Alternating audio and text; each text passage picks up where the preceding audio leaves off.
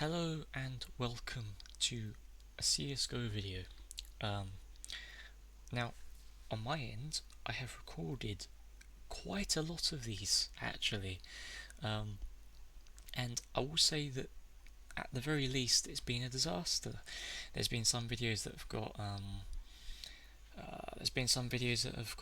basically no voice recording, some videos that have got no video recording, some videos that have got video recording that has no sound, video recording that has like 20 FPS, or video recording that's bad quality. So through multiple iterations of testing, Bandicam purchases as well of software and shit, we've got to the point where we've got the setup of Audacity that does my voice, and that's good because Audacity has amazing codecs and just all sorts of software you can use to make your voice sound good. And then Bandicam, which has been great. As soon as I figured out how to turn off the mic, because otherwise I'll have two different mics talking at the same time. So yeah, the point is, I'm probably going to delete all those videos, even though I've done 10 episodes. So you're going to see you're going to miss 10 episodes of Clutch Plays. Big Sag, but that doesn't matter because we can just do more. That's the point of this video. So I thought to myself today, how am I going to do this video? I'm going to have to treat this like it's a brand new start of a journey for CSGO, because those 10 episodes did document me kind of learning things. So I thought I'd give you a little preliminary bit of information. I've noticed I like using that word, but a little bit of information of what CSGO is, because some of you might not know what it is. It's a game that came out many years ago, back in the 2000s. In my opinion, it's one of the games that defined the shooting genre long before Call of Duty did, or Battlefield. It's still the fourth most played game today in the world, for the reason that you can play it on any PC pretty much, because it doesn't need anything powerful. It's obviously an online game, and it's the simplest version of a shooter that you can get. You shoot things. It involves two different peoples. It involves the terrorists and the counter-terrorists. Terrorists are here, and then you've got the counter-terrorists who stop the terrorists doing whatever they're doing. And there's lots of game modes, but the most popular game modes, and the one that's used in professional play and just used generally, is basically where you plant a bomb. And the way it works is the terrorists have to go and plant the bomb on two bomb sites on a map, completely different ends of the map usually, or different levels of the map. And then on the other side of things, you've got the counter-terrorists, who obviously try to stop it. It's 5 versus 5. We'll go into some of the other details in a second, and you'll see where some games like Rainbow Six Siege very clearly copied and also got their inspiration from the idea of this defending of bomb sites. It's like bringing tower defense into a shooter pretty much, and the shooting in this game is satisfying. That's why when I first picked this game up I thought, is it really as good as people say? But yeah, it really is. Like, it just feels so satisfying with these guns, because there's also added complexities, which I gotta be honest with you, does make kind of Call of Duty seem like a joke when you look at how hard this game is in terms of shooting, which I'll come into the video in a minute. I think this game isn't probably for casuals that just want to shoot, run and gun. It's definitely going to be quite, you have to try hard this game if you want to be good. And yeah, what I'll explain just before we go into the actual video though is, you're probably thinking, okay, how is it complicated if you just got Team A, Team B, Team Counter-Terrorists, Team Terrorists? Well, the thing is, remember I said it's 5 versus 5, so it's actually quite difficult to place 5 people around an entire map, which means that you have to make decisions. Do you overcompensate the A site, but then does that mean your B site is empty? You have to make these choices. Is there a particular bit of the map where players will cross that you could put a player there to defend, or attack even, as an area that's open? As a terrorist, it's your job to kind of work out and puzzle out what have the defending team done. And it's whoever gets to 15 and to 16 rounds of winning. So in other words, you have 15 rounds each. So counter-terrorists will play 15 rounds, and then they'll swap and play terrorists for 15 rounds, and likewise for the other side as well. So you have a total of 30 rounds in play. and the rounds last about 3 minutes, I think. So they're very quick. That way, it doesn't feel like 30 rounds in a row of long games. It's quite quick paced. Because that timer does go down quickly, and you can, yes, not plant the bomb in time, so you need to get on with it. Things like the fact that the counter-terrorists have the ability to defuse the bomb, obviously, but that takes time. That's quicker with a defuse kit, but only by 5 seconds, so you can also not finish the round quick enough that you've not got enough time to defuse the bomb before it goes off. So that's the way the terrorists can win, by the way. They can win by either killing everyone, I mean, both sides can win by either killing everyone before the timer runs out, or terrorists can win that even if the whole team dies before the time runs out, the bomb can still go off if it's not defused in time. So that's 2 ways terrorists can win. And obviously counter-terrorists can win by preventing the terrorists from even putting the bomb down at all. So in other words, if you kill most of the terrorist team, and that last surviving terrorist doesn't have enough time to put the bomb down, well, he'll lose. So there's 2 routes for both teams to win. As I said, there's lots of rounds involved. You have to think strategically where you're going to put your players. You can't just do the same positioning every single time because people work that out eventually. You need to change it up. And then the other 2 things I'd say that come with CSGO, other than the fact you've got movement, which is insane, fact that when you have your knife out, you run faster than when you have your gun out, so you can use that to your advantage. Things like bunny hopping, where you can run faster with a bit of CSGO magic, takes velocity checks into control, where basically you can kind of cheat the coding a bit, where you basically hop and move strafing left to right, and it makes you jump really, move really fast. You would never see that though in professional play or anything. So then the final thing that comes into play here that makes things a bit complicated is the guns themselves and the economy. So this is something you don't see in any other game, I've not seen, compared to normal casual shooters, and that's where this game's done so well, is that you have economies. Both teams have a pool of money, and they use that pool of money to buy weapons and armor and grenades before every single round starts. So the reason why that's interesting, and it adds an interesting element, is if you lose too much as a team, let's say you lose a few rounds in a row, your money starts to dwindle because you're not making money. So winning gives you money, whereas losing doesn't give you money. You get a loss bonus, which is basically some cash, so that you literally don't just get skin if you keep losing again and again. So they've made it quite balanced, but my point is that the better your team does, the more money you get, and the more money you get, the better the weapons you can get. If you don't have a lot of money, you're basically just stuck with pistols. Obviously, pistols against what this guy's holding here, it's not going to do very well, is it? So you have to think about economy. So in other words, some rounds you might just have to completely give up, because dying will mean you'll lose your gun, and then going into the next round subsequently you won't actually have a gun. So sometimes it's just better to bail, give up the round, but keep your gun going into the next. There's so many intense strategies involved, with money, the fact that different weapons cost different amount of money. So a little pistol only costs $300, I don't actually know how much, but about $300 to $800, whereas this gun here will cost more like $4,000. You have to think about the money you're spending per round. And then, as I said, grenades. You have to think about the fact that you have a limited amount of grenades. How are you going to use them? It's not like, again, like a casual game where you just throw your grenade out. You can throw them above the hitbox of the map. In other words, you can throw them in the sky and it will land all the way on the other side of the map. So that's what we'll do now. I want to show you that. The 2 intense things that I love about CSGO so far, because I've really fallen in love with this game. I didn't think I would. And I'm going to do Dust 2, and I'm going to show you some pretty cool things. Let's just get into it.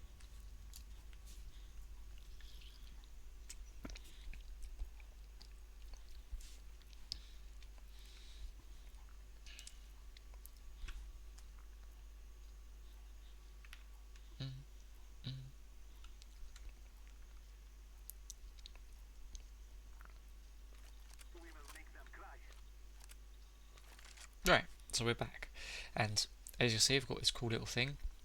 Another thing you're probably seeing with this, do you think what you're looking at right now is made by Valve, the people that make CSGO? No, of course it's not. It's made by someone that's a modder, well, not really a modder, someone that's made a workshop mode, and maybe this is one of the first, well, it's not one of the first because I know that Dota 2 had mods, but this is something, another thing that makes CSGO amazing is these workshops, which is where people that are very clever change the in-game code and come up with cool things like this. This allows me to practice a map. It's really cool. You've got other things where you can bloody surf around, hide and seek maps. It's crazy. So if you think this game's boring, you literally can do anything in this game. So it means that you don't get bored. So that's why for an old game it's so successful, because of this reason. So we'll just get into this. And this, I mean, look at the state of this. This is amazing. This is seriously just some guy that has made this through code. He's made a whole little... I mean, look at this. This looks like it's almost part of the game. It's so good quality, but it's not. I can select whatever weapon I want. We can get the Deagle. We can get the P250. Let's get the C75 Auto. Let's go for something a bit heavier, like a sort of shotgun. What about the mag? The Neg Dev. This gun's horrible. What other guns can I show you off? Obviously, where's the AWP that has this beautiful sound? Listen to the sound of the AWP. That's just sexy, isn't it? You feel the impact. You know this is the most damaging gun in the game just from that sound. Obviously, then we've got the AK, one of the most traditional guns ever. The M4A4. And then the silence version. So, FAMAS obviously. So, you can see how beautiful the gun sounds are, right? And that's what's great about this, is that whilst this is for map practice, look, you've got AWP challenge, defense challenge, peek challenge, pre-fire challenge, smoke practice, fire practice, flash practice. What these all mean is they're going to set up a scenario where on this map, which is Dust 2 that I've picked, they'll put these scenarios where you have to work against them. So peek practice, it's going to teach you how to basically peek against certain enemies on this map. So what I wanted to show you just before we got into the game, before we get into the map, is the thing about weapons. This is what makes CSGO much harder than a casual game. Spray patterns. Now, how many games do you play, whether it be Halo, whether it be COD, whether it be Battlefield, where you basically have a spray that goes all over the shop, right? And it's completely random bullets. Well, here's the thing that makes CSGO kind of another level to what you're used to. What this game does is it gives you an actual spray pattern. Every single gun you're seeing all here has a unique spray pattern, and what we mean by spray pattern is that when you fire a gun in real life, you get recoil, you get kickback because it's so powerful, and obviously that means the bullets get less accurate as you kick back more. Well, what this game does is it gives you a pattern that you can learn, so you will never get your gun spray so that it's a perfect circle. It will always go all over the place.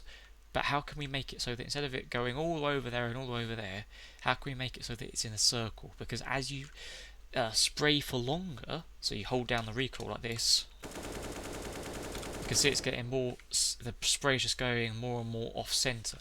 So how can we make it as accurate as possible? Obviously the easy way you do it is this, taps, or in a straight line, as you can see when we tap it. But there might be scenarios where you've got 3 or 4 enemies and you're going to need to very quickly, you can't tap them because as you can see it's kind of slow, whereas if you held it down it can cover more people. But you might have noticed when I was spraying down what happened to the gun. So let's imagine that there's one enemy there, one enemy there. Watch what happens to my spray as I hold down the spray. Well, you can see we're shooting up there and our people are down there. That's useless, our spray's going mental. So that's why you have to learn the spray patterns. Now obviously I'm not claiming to be good at this because I'm brand new, but I'll show you the AKs and we'll see if you can see what I'm seeing. So I'll just show you the full spray pretty much.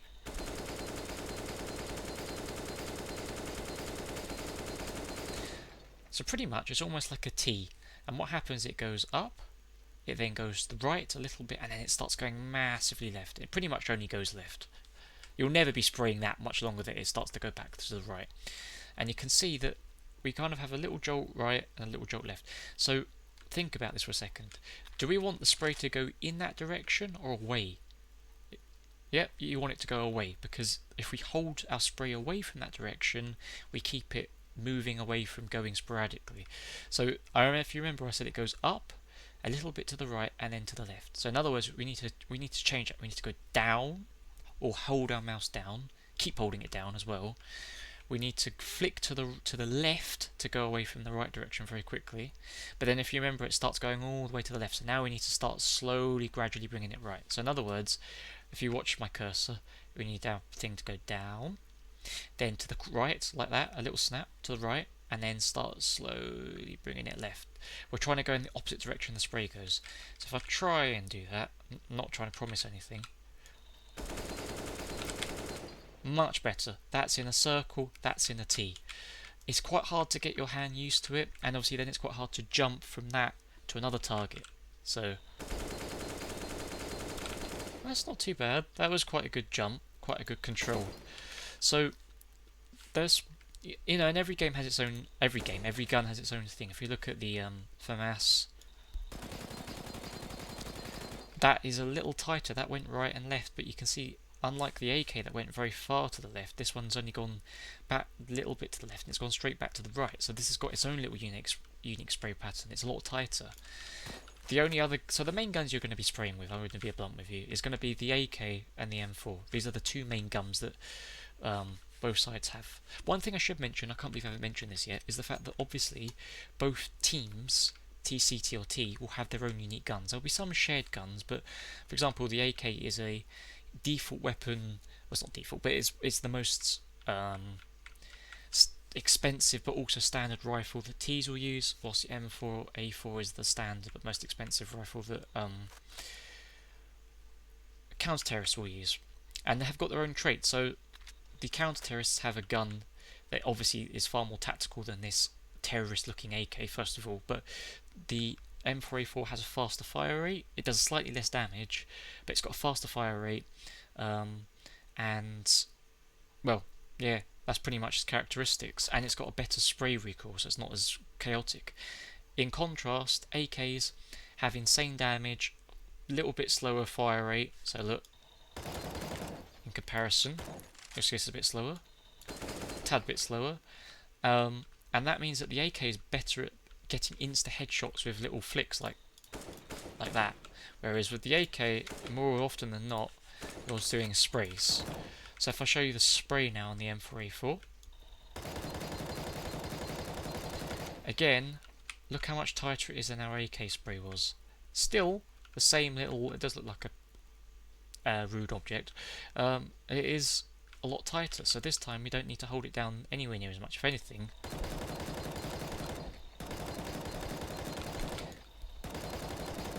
it's actually harder because you have to only move your mouse to the right and left a little bit. That's pretty much dead on point.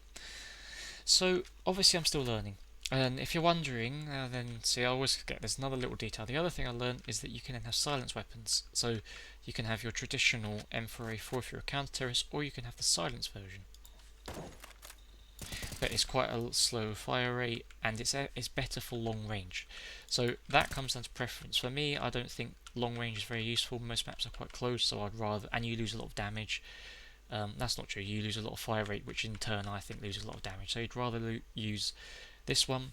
However, for the pistols, right, the standard gun you get as a thing, not as a thing, the standard gun you get as a counter-terrorist, I think, oh, have I not got it on here?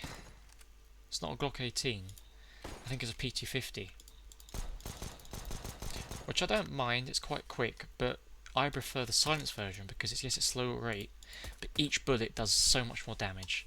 And when you start off every game, you always play a pistol round. All of you have pistols and no money, and then how you do in that how well you do in that round obviously depends on the money going forward for the rest of the rounds.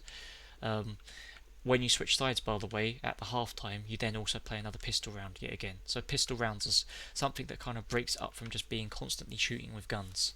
And now I will quickly go and show you the nades I'm on about. So there's our people, which we can just abuse permanently. So what was I on about? Where we were talking, you can see how much faster I am with the knife compared to the pistol. Although it's not so obvious because a pistol is only a little gun. So what you might have heard me earlier, what was I talking to you guys about when I was talking to you about grenades? Well, very simply, we have 4 types of grenades in this game. We have a normal grenade, a flashbang, a smoke, and a molly. Only other thing you should know is that the smoke grenade gets rid of the Molotov, and when you're flashed, you're blind for about 2 seconds, unless if you're looking at it. So why am I telling you all this?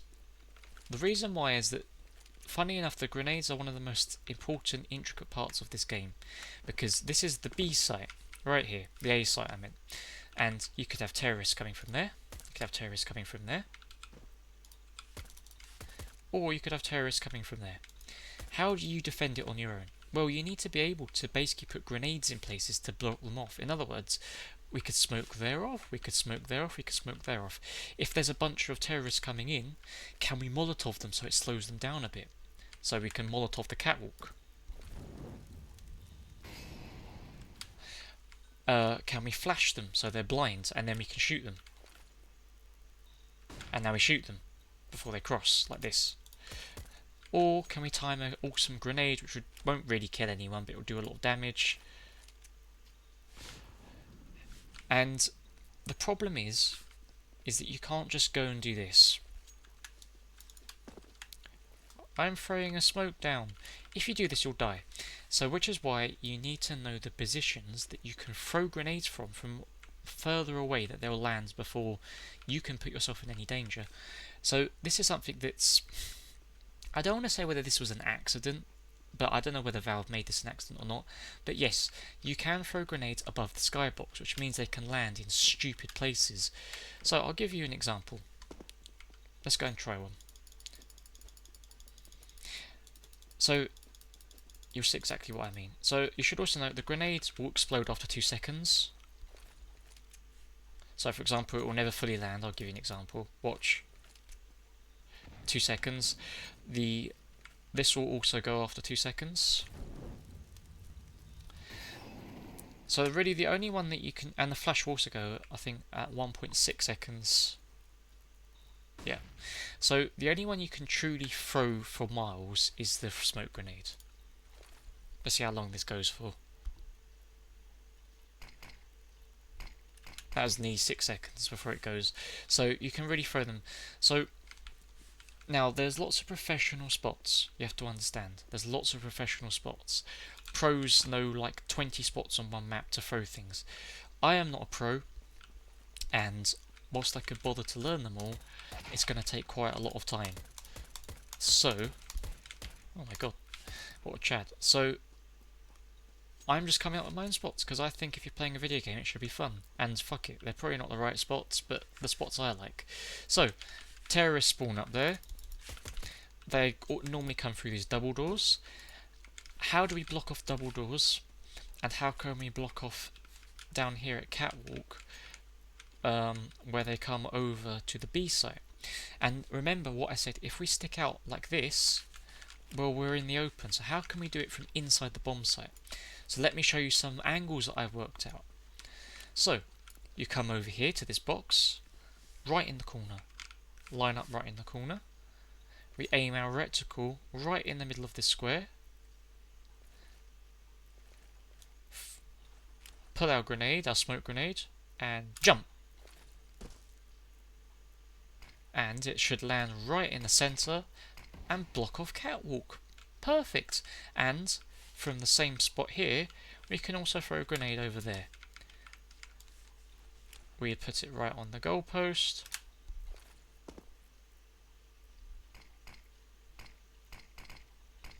And that pretty much does most of the work for blocking that area off. Yes, there's a little area to the right sides, but that doesn't matter because you could put a player holding up here, and if you imagine there'd be a smoke there and a smoke there. Even better, I've worked out if you stand right here in the corner and you line up right in the middle of this box and then jump.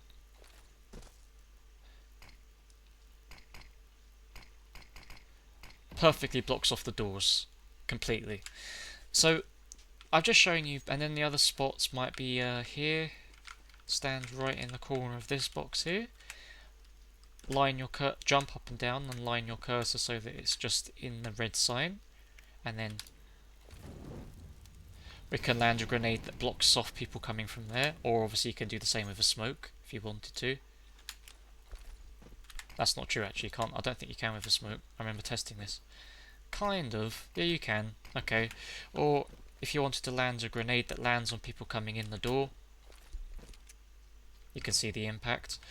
And you can see what's awesome about this mod is that it shows you how long it takes for the grenades to land. It shows the trajectory.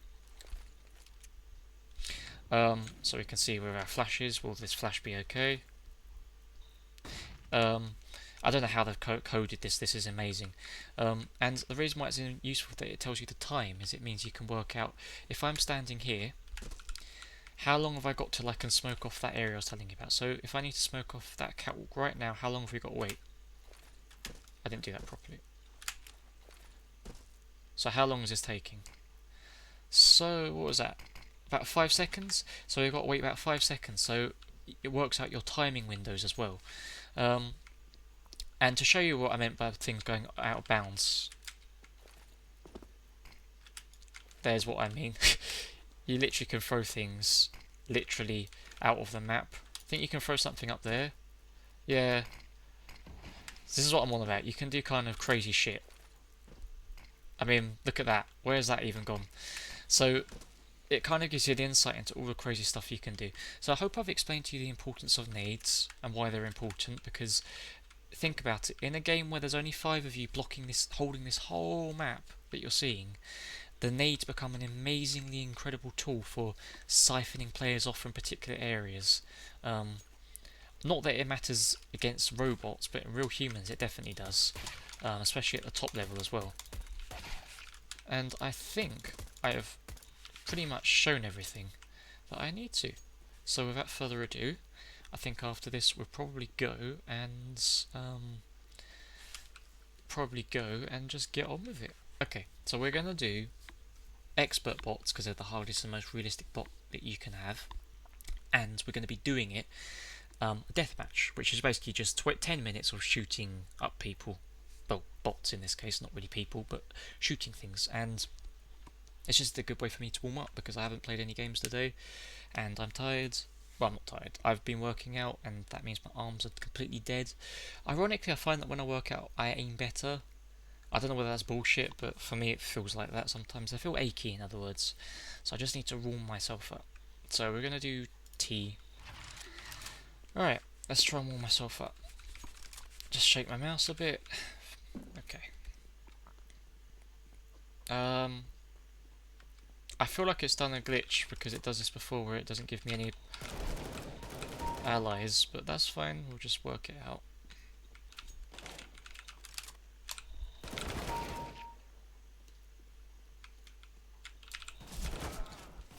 Need to turn my sound up a bit because I've got it very low. Well, this is a bit different. Deathmatch on my own. Normally have 4 friends, but that's fine. This is still good enough to practice.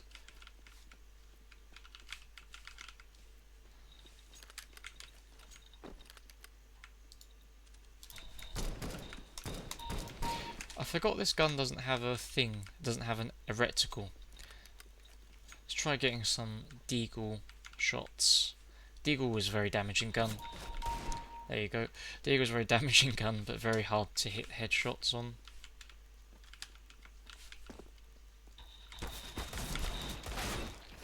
I did get 1 shot on him. So you get random guns as well in deathmatch, so it's a little bit unfair because sometimes it will give you really bad guns. Just trying to bait the bot out.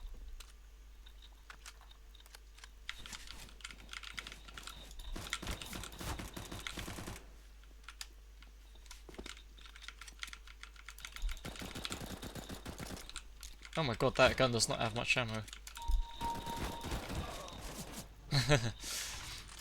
Oh, they're actually pretty close. Try and get another Deagle shot.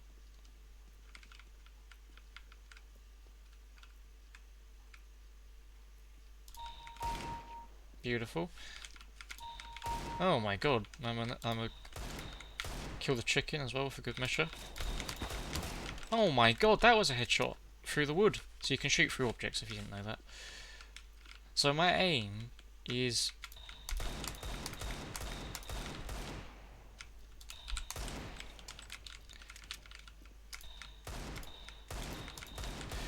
I'm choking now. No, we're wrong. That was bad. One thing I definitely need to improve on is I use my mouse wheel to change weapons, and I should probably get used to using the numpads, because then I don't have to scroll through a bunch of useless shit. Oh god, I'm surrounded.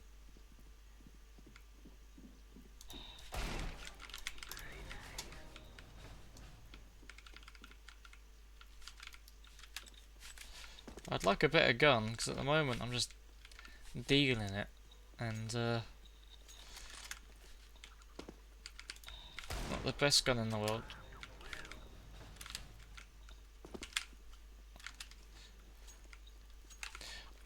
So what I might have to do, I'm just putting this out there, is that this is a glitch that tends to happen. I don't even understand.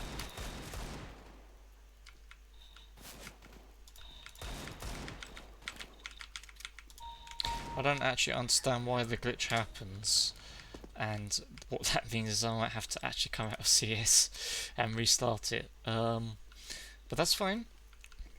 That's fine. That just means it gives me easier recording, because it just means that I know that when I have to stop... See, look at the spread on that gun. It went out there from here. I mean, the Deagle was a very good gun, but it's a very inaccurate one. Oh, what a gun. A neg. We just don't want that, do we? Back to the Deagle. One day we'll get our AK.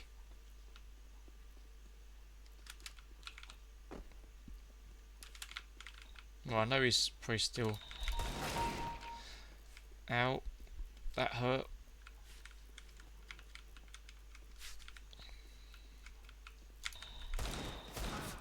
I nearly killed him. He was one little health. This is so much easier actually, because normally you play this with 3 allies. Normally play this with 3 allies, and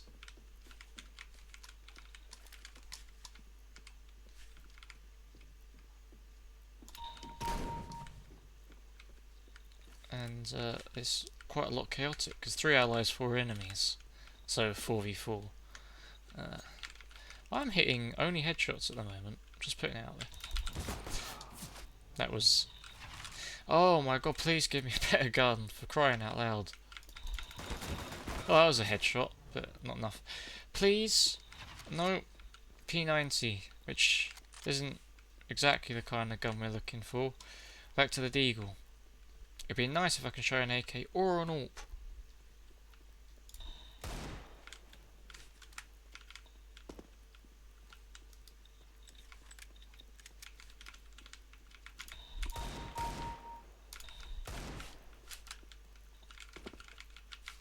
Where are they? That was a nice lag spike.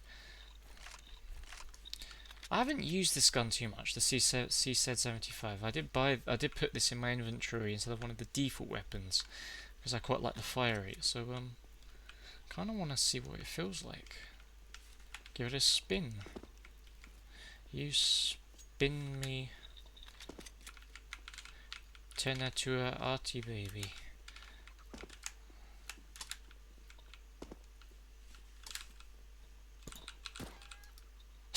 I love the non-graphic chicken explosions.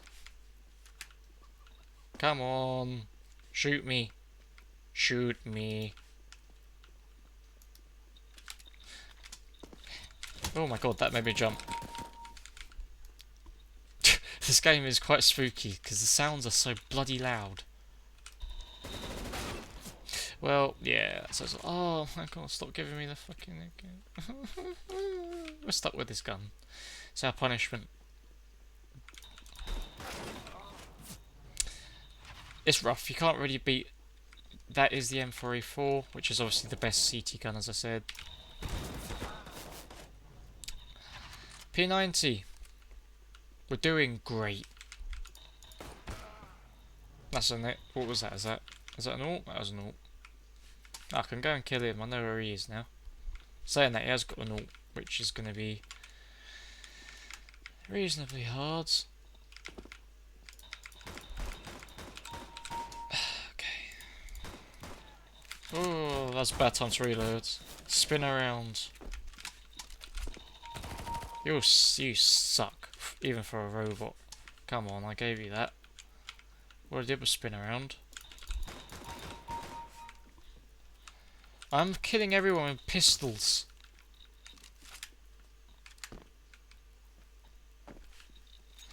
That's alright, we'll get into the real meat. I thought he would have died quicker, that's why I stopped shooting. I expected the spray to do the job. Can I just have... Oh, that was a headshot as well. God, oh, I got an ult. Right, let's just not go... We're turning off random weapons so I can bloody use the ult. Oh, the Galley is one of my favourite guns. You know, I'm not going to show you the AK. There's no point...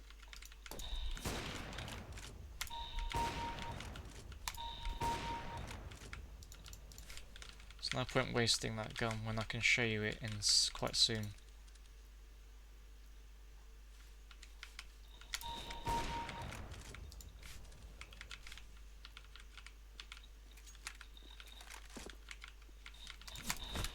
Oh, that was on the leg, wasn't it?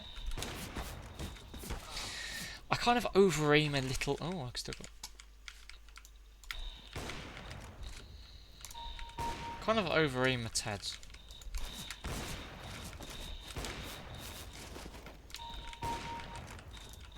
Oh, nearly. If I just... We can turn this off.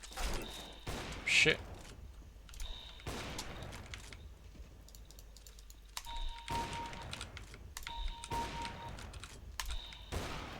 Fuck. No, and of course I got the shotgun. I just wanted... All I wanted was a gun. Kill me. Please give me something that's not this. I mean, this still isn't what I wanted. Kill me again.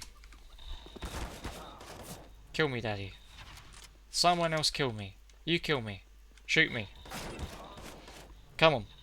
For fuck's sake. Just give me something other than this gun. Please. Quickly, quickly, quickly, quickly. 10 seconds. We've got an MP7. Different gun. Watch me get an AK at the end. Okay, I didn't get an AK. Well, whatever. That was pretty good. That was pretty good. We would have gotten like bloody 40 kills if I hadn't just killed myself there every time. Alright. So what I'm going to do now... What am I going to do now? Oh yeah. Let's see if this glitch... I think this glitch is still going to happen, isn't it? What I'm going to do, stop the recording, and I'll be back.